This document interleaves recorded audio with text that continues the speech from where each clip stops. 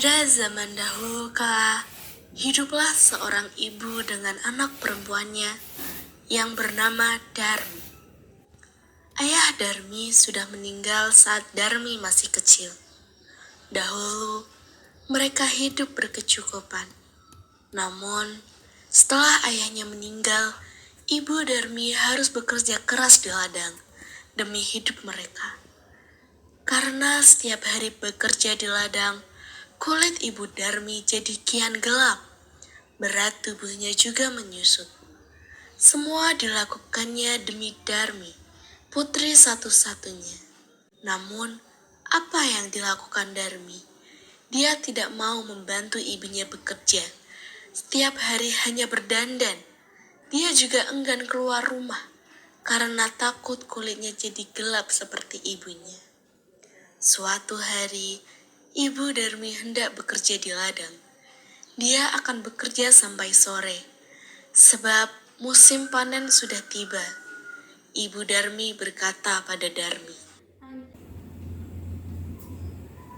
Nak, bisakah kamu hari ini memasak? Karena ibu pulang sore, terus tolong antarkan ke ladang. Tidak mau, Bu. Nanti badanku bau tungku. Aku kan habis luluran. Kalau nanti ngantar ke ladang, aku jadi hitam. Ibu Darmi hanya menggeleng-gelengkan kepala sedih. Di ladang, Ibu Darmi bekerja keras. Dia mengumpulkan hasil panen. Besok dia akan menjualnya ke pasar. Dia tidak memperdulikan perutnya yang lapar. Dia berdoa dalam hati, Ya Tuhan, tolong ubahlah anakku, lepaskan dia dari sifat malasnya. Setelah pulang dari ladang, Ibu Darmi pulang ke rumah. Betapa terkejutnya, di sana tidak ada makanan yang bisa dimakan. Darmi sama sekali tidak memasak. Darmi yang melihat ibunya pulang malah marah-marah. Ibu, kamu itu dari mana sih? Aku kan belum makan. Seharian gak ada makanan di rumah.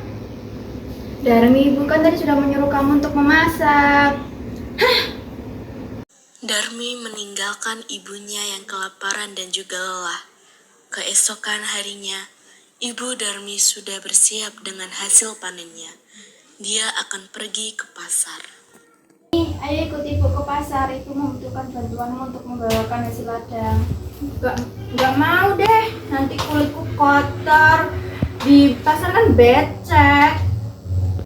Akhirnya, Ibu Darmi ke pasar sendiri dengan membawa hasil ladang itu. Sorenya, Ibu Darmi membawa uang hasil panen. Tidak terlalu banyak, hanya cukup untuk membeli benih dan makanan beberapa hari. Dan Darmi yang melihat ibunya sedang menghitung uang, segera mendekati ibunya. Bu, bedak aku habis. Tolong beliin dong. Ya, Akhirnya, terpaksa ikut ibunya pergi ke pasar. Tapi, Darmi berbisik kepada ibunya. Bu, nanti jalannya jangan berdampingan. Ibu di belakangku saja. kenapa Darmi? Ya pokoknya di belakangku saja. Darmi sebenarnya mau berjalan bersama ibunya yang berkulit gelap dan wajah yang tak terawat. Tiba-tiba, di tengah jalan ada seorang teman Darmi yang menghampiri dan bertanya. Hai Darmi, kamu mau kemana? Oh, aku mau ke pasar. Teman Darmi melihat ibu Darmi dengan pandangan bertanya. Itu siapa Darmi? Ibumu ya?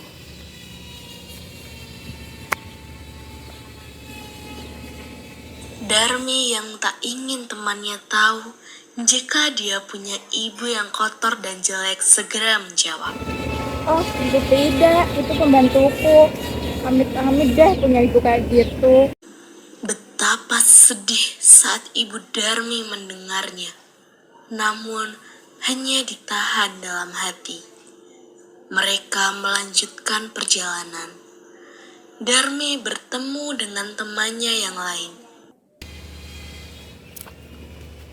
Darmi, kamu mau kemana? Oh, aku mau ke pasar.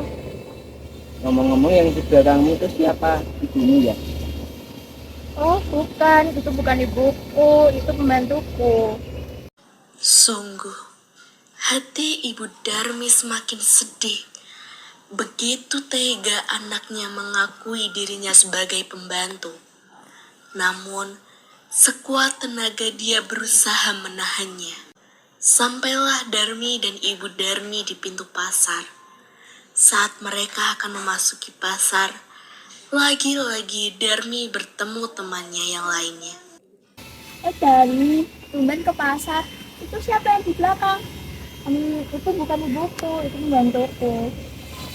Ibu Darmi tak kuasa menahan air matanya yang sudah tak tahan lagi.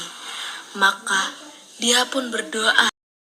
Ya Allah, hamba sudah capek dengan sikap anak hamba. Tolong Tuhan kutuk dia agar menjadi jerah. Setelah Ibu Darmi selesai berdoa, tiba-tiba Darmi menjerit. Ibu, kenapa dengan kakiku ini? Tolong aku, Ibu. Sedikit demi sedikit, Darmi berubah menjadi batu. Ibu, kenapa kakiku tidak bisa bergerak lagi? Tolong aku, Ibu. Darmi menangis pilu. Darmi merintis sambil menangis meminta ampunan ibunya. Sayang, semua tak bisa kembali.